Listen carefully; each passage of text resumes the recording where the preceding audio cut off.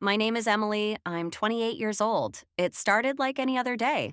Another morning spent getting ready for work, putting on a brave face to face the world. Little did I know that in a matter of hours, my entire life would be turned upside down. I'd been dating Mark for almost 5 years at that point. We'd met in college and hit it off instantly, a whirlwind romance that led to moving in together after graduation. For the longest time, he felt like the one, my soulmate, the person I wanted to spend the rest of my life with. About a year ago, he proposed, and I said yes without hesitation, already picturing our future together, maybe a few kids, a house in the suburbs, growing old side by side. But lately, things hadn't felt quite right between us. The passion seemed to have fizzled, replaced by routine and constant bickering over little things. I tried to convince myself it was just a rough patch, that all long-term couples go through ups and downs. Mark had been working insane hours at his new job, the stress getting to him. I figured once things settled down, we'd get back on track. At least, that's what I desperately wanted to believe. When my phone rang that afternoon, I never could have anticipated the bombshell that was about to be dropped on me. It was Mark's number, but a woman's voice came through the line, a voice I didn't recognize. Emily, I don't really know how to say this, she began hesitantly. With those few words, a sinking feeling materialized in the pit of my stomach. I could already sense where this was headed. She cut right to the chase. She and Mark had been having an affair for months. But that was just the start of the gut-wrenching reveal. She was pregnant, and there was a very real possibility that the baby was Mark's. My head was spinning, bile rising in my throat as the harsh reality slapped me squarely across the face.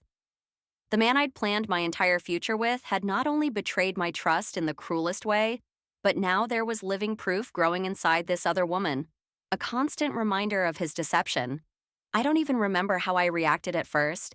Everything just sort of faded into a numb haze. Somehow I ended the call, then immediately tried to reach Mark, my hands shaking uncontrollably as I repeatedly tapped his contact info. No answer. Rage began bubbling up alongside the hurt and confusion.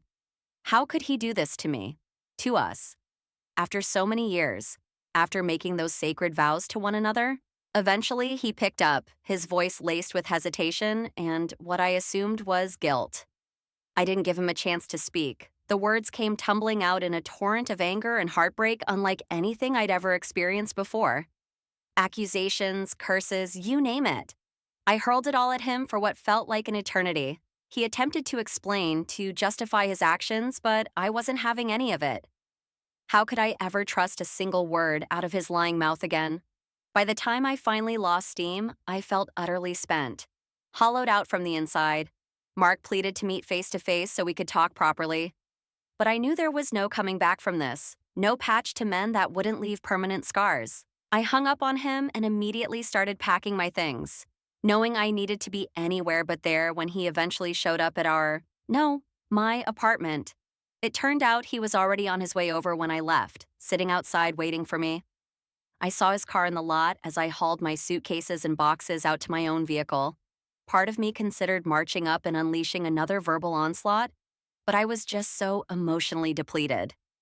As I loaded up the last bag, he caught my eye through the windshield and started to approach.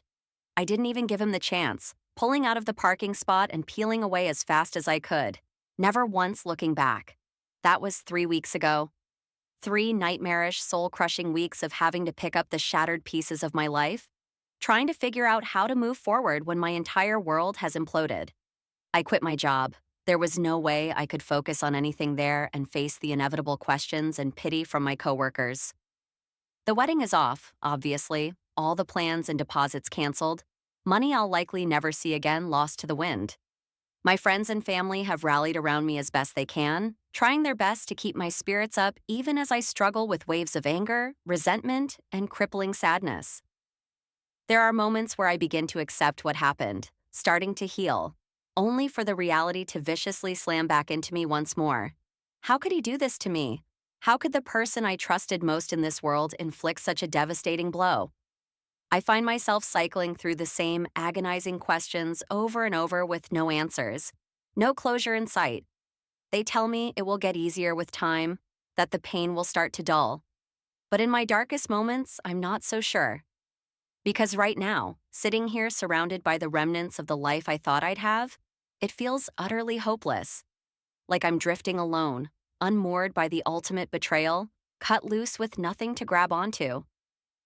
How do I even begin to move on from this nightmare when the wounds still feel so raw? When the love of my life irrevocably shattered my heart into a million pieces, leaving nothing but emptiness and shards in his wake?